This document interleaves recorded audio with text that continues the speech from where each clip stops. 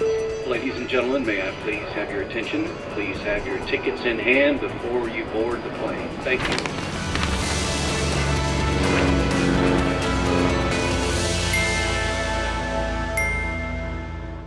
Hello and welcome. I'm Johan Castell and you're watching Wings. On the show today we feature the Char Dham Yatra that officially opens this week.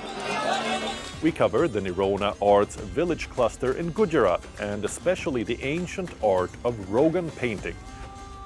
Also on the show we feature Vietnam as the country celebrates 50 years since the end of the US-Vietnam War. It's that divine time of the year when faith draws pilgrims to the Himalayas. The sacred Char Dham Yatra has begun in Uttarakhand. Thousands of pilgrims go to the high-altitude shrines for spiritual awakening and divine blessings. Our story takes you to the heart of Devbhoomi as the sacred Yatra gets underway.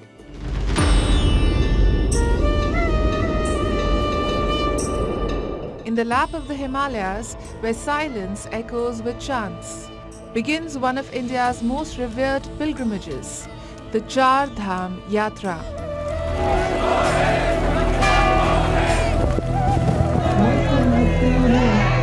Welcome to Devbhoomi, the land of the gods, Uttarakhand.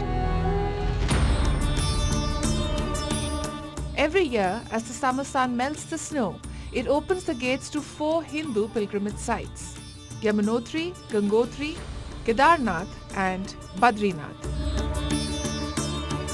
Together they form the spiritual circuit known as the Chota Char Dham or Char Dham in Uttarakhand. The sacred journey began this week with the ceremonial opening of Yamunotri and Gangotri.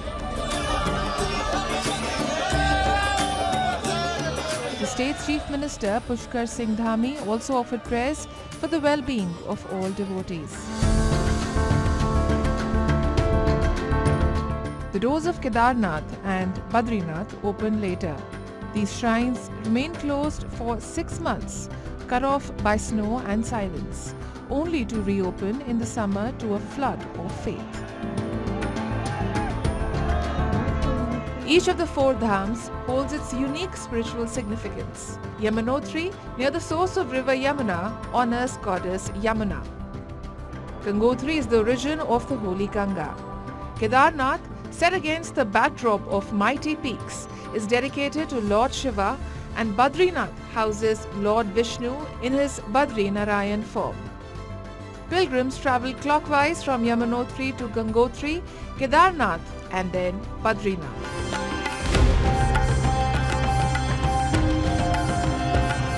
This year, the spiritual pull is stronger than ever. Over 2.2 million pilgrims have already registered. To handle the influx, over 6,000 police personnel, 10 parliamentary units and SDRF teams are on high alert across 65 sensitive zones. While the journey promises divine peace, it also comes with physical challenges. Here's what you must remember for a safe and fulfilling Char Dham Yatra. Try avoiding monsoon months. Instead, look at May, June and September for better weather. Make sure your registration is complete. Also, don't forget your ID proof and medical documents. Consult your doctor, especially if you have heart, lung or blood pressure issues. Carry essential medicines and a first aid kit. Carry warm layers, waterproof jackets, sturdy trekking shoes, sunscreen and sunglasses. Altitude can affect your appetite and energy. Choose simple meals, drink plenty of fluids and carry dry fruits or energy bars. From Yamunotri to Badrinath, the roads are steep, but the faithful may be rewarded with an exceptional experience. The Char Dham Yatra has now officially begun. We recently visited Gujarat and got a chance to see the ancient art of Rogan painting in Nirona village firsthand. Let's see what Rogan art is all about.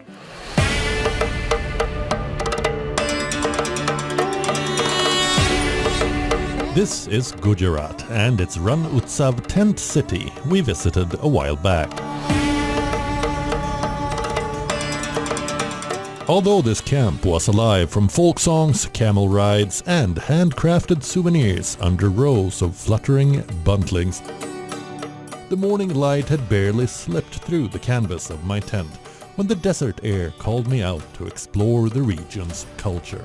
I was after something quieter, something deeper.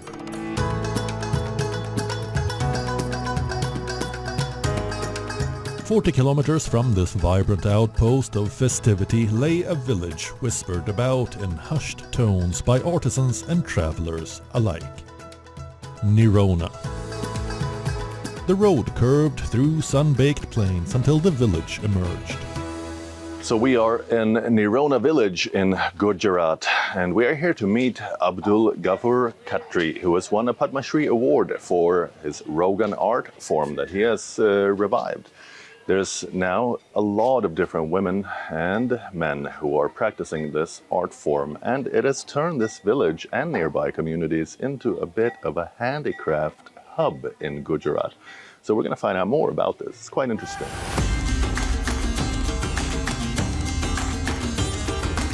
This is Abdul Ghaffur Khatri, one of the living masters of Rogan art. Each color is painstakingly made from castor oil, heated for hours and mixed with natural pigments to form this magical substance called Rogan. The technique uses a 6-inch metal stylus, not a brush. It is dipped into a color thicker than honey and applied without sketching, stencils or guidelines, just freehand mastery. Lines twisted and curved across the fabric with astonishing precision, yet this wasn't just decoration, it was lineage. The Khatri family, originally from Iran, had carried this art form with them when they migrated over 400 years ago, and have managed to keep it alive. And I'm teach in my family another member, my uncle, 3 sons, my 3 brothers also, and now my son also. So all family together, and today we are a big unit, about 12 people. We are start with my uncle, only 2 person. I'm teach the many girls from 2010 to today, about more than 400 girls. I'm teach this art form. That's amazing. And now I'm they give the with product and job. A good result for income, you know, minimum 10 to 12,000 and 25,000 per head per month. And now, would you say that this town is famous as a handicrafts destination, like a handicrafts town? Of course. One of the Rogan is the world famous, another 5 craft in the same village and different areas in same village. Really? So multi-craft village of one village. These are so beautiful. They're so detailed. How long does it take to make one of these? This is a near 2 months. 2 months. And this is the more intricate and more works. You know how much the detail. The level of detail is amazing. And this is the original Persian concept in carpet. It's the same design. Right. So this is a very important piece. And about more than 3 months. 3 months? Yeah, for this. Wow. It depends of workmanship. Yeah, sure. See, one more here. This one is more than huge, 6 months. It's a 3 peacock. 6 months. 3 peacock and 1 tree. Wow. So the first piece, I think, we are not making before. So this is one of the masterpiece. So depends of workmanship, you know, time. But total time consuming from the process to you know, final touch. It's a many steps. First we do the outline work. After filling, after detailing, it takes a one by one step, and it takes a very long time. Prime Minister Modi once presented a piece of Rogan art, possibly one like this, to Barack Obama himself. Imagine that. A global leader receiving a gift not forged in a factory, but born from the hands of a man in a simple home. Completing each piece can take weeks, sometimes months. Rogan isn't just art, it's storytelling. It's resistance against vanishing heritage and craftsmanship in the wake of mass-produced designs. As I returned to the tent city, my mind wasn't on the salt flats or the night's festivities. It was in that workshop where color met patience and art met ancestry. Because sometimes the most unforgettable part of a journey is not where you go, but whose hands you watch craft the soul of a place. For some, memories of the Vietnam War come from the headlines of the 1960s and 70s. For others, they live on through films and history books. Today, those once bloody battlefields have transformed into places of reflection, drawing veterans from both sides and curious travelers seeking to walk the very ground where the war unfolded. This is Vietnam.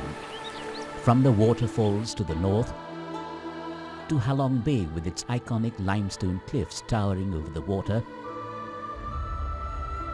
or its pristine beaches, Vietnam is a nation of exceptional natural beauty.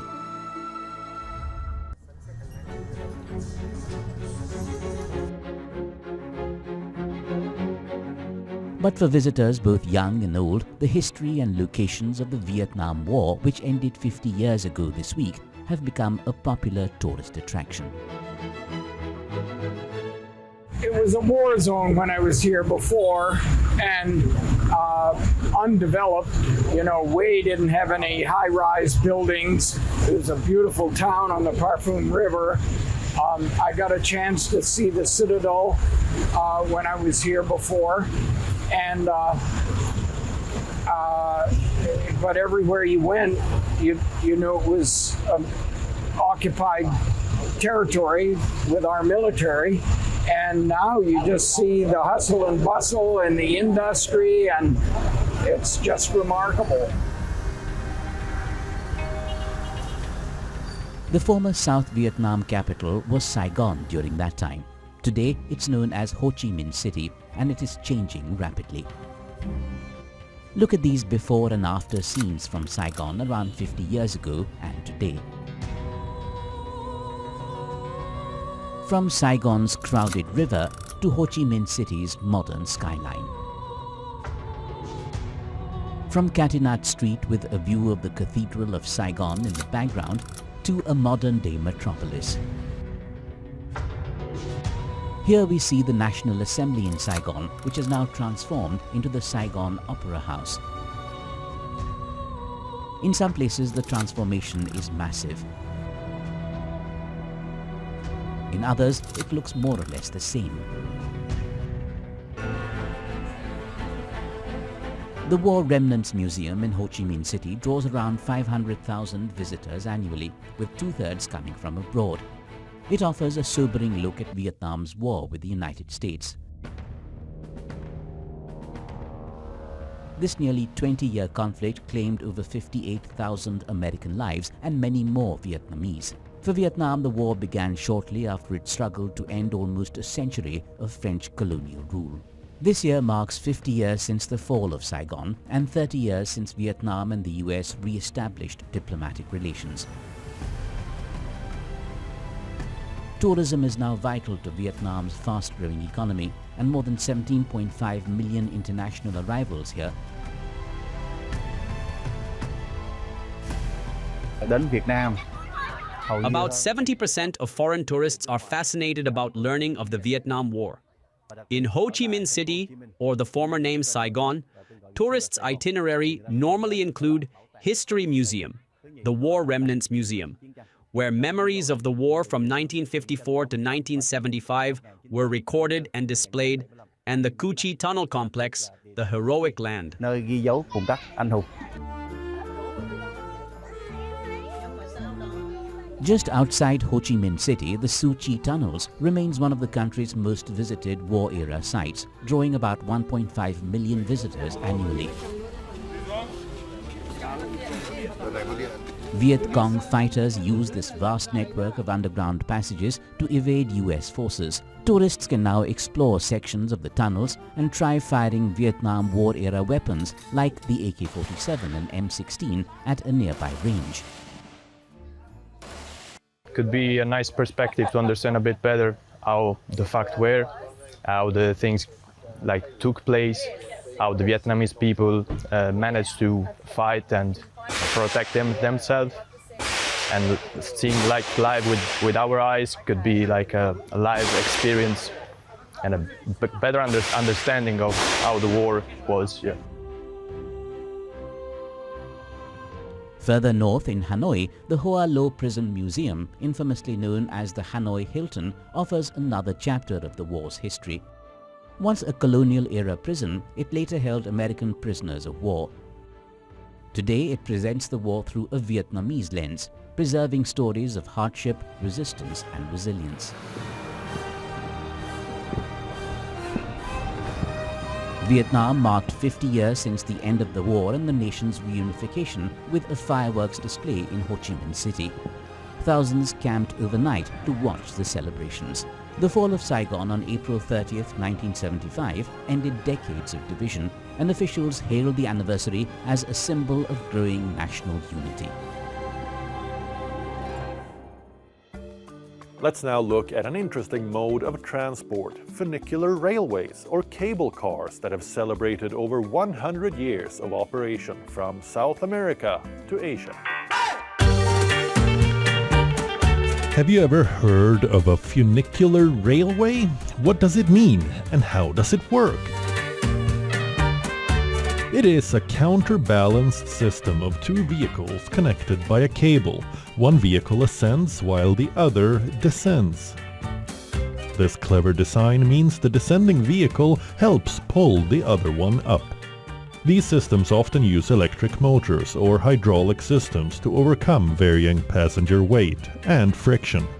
Cities around the world use this ingenious technique to carry passengers up to vantage points in steep terrain. This is Zagreb, the capital of Croatia. There is a small funicular railway here that was closed for overhaul in January this year until March 2026. This is Valparaiso, Chile, where funicular railways take small carriages to the top of the city's steep hillsides. Locally known as ascensores or elevators, they are a major tourist attraction. In Santiago, the capital city of Chile, visitors were in for a special ride at the city's funicular railway as the service celebrated 100 years in operation. Dressed in 1920s attire, employees of Santiago's cable car welcome passengers to celebrate the centenary of one of Latin America's hottest tourist attractions. In 1923, when construction began, there was nothing here. Then, the people who governed Chile at the time saw potential in the hill, and besides, Italians lived at the bottom of the hill. So, the Italian government donated this funicular to the Chilean government, and construction began in 1923, when the first stone was laid. And today, we are celebrating 100 years of operation. The two-car funicular has transported millions of people to the top of San Cristobal Hill in the heart of the Chilean capital for over a century now. The funicular is an icon for our city and a jewel that we, as an institution, have cared for over the last 100 years. It is the gateway to this park, covering more than 700 hectares and a meeting point for Chilean families and visitors alike. But this funicular railway in Chile is not the only one in the world that has been in use for over a century. This is the Penang Funicular Railway, built in 1923. This is one of the top tourist attractions in Penang, Malaysia. The funicular service takes visitors on a steep ride into the clouds to the top of Penang Hill. Interestingly, this funicular railway sees both the ascending and descending train use the same railway, with a brief split in two in the middle, where the two trams pass each other. This feature was modernized into one consolidated system in 2011. Before that major overhaul, visitors had to change trains in the middle. Penang Hill offers a cooler climate and panoramic views from its high vantage point. There are also events organized on the hilltop occasionally, and several restaurants, cafes and eateries. There's also the Penang Hill Biosphere Reserve, a UNESCO-listed area that covers more than 12,000 hectares. Over to Hong Kong now, where the Peak Tram, a tourist icon, has undergone a major overhaul and reopened a few years back. The first funicular opened in 1888 and closed in 2021 to replace its old burgundy carriages with more modern, green, 6th-generation cars. Each of them has a capacity to carry over 200 passengers in a single ride. There you have it. If you're keen to try this old-world form of transport, you now have some travel inspiration for where to go next. In the heart of Chile, an extraordinary religious spectacle unfolded the Sunday after Easter. Welcome to the Quasimodo Sunday, a festival showcasing Chilean pride and faith. Some 1,500 devout pilgrims saddled up in the Chilean city of Colina recently to pray and ride in one of the country's most spectacular and time-honored Catholic festivals. The celebration is known as the Quasimodo Festival. Known as Divine Mercy Sunday, the festival saw participants dressed in the traditional attire of huasos, Chile's iconic horsemen celebrated for their skill and flair. Many wore wide-brimmed hats, embroidered ponchos, extra-long spurs, and intricately carved closed wooden stirrups, reflecting the proud heritage of Chilean country life. Their mission? To escort priests delivering Holy Communion to the sick and elderly who could not attend the Easter Mass. 65 years ago, I started running Quasimodo. I ran with my parents, with the whole family, my brothers, my uncles, and then with my children, my grandchildren, and we continue running with the family to this day. The name Quasimodo comes from the Latin phrase Quasimodo genetic infants, which means like newborn children. This centuries-old tradition dates back to colonial times when priests needed protection from bandits. Pilgrims rode alongside a priest on a sacred journey to deliver Holy Communion. Many of the faithful were dressed in their finest traditional attire, adding splendor to the solemn occasion. Riders abandoned their hats in reverence, replacing them with blankets tied around their heads and donning capes across their shoulders. Motor vehicles are strictly off limits. Only horses are allowed. What began as an act of protection has transformed into Chile's most important equestrian religious procession. That's all we have on the show for you this week, but we'll return next weekend with more travel content for you. Until then, it's me, Johan Castell, signing off. Goodbye.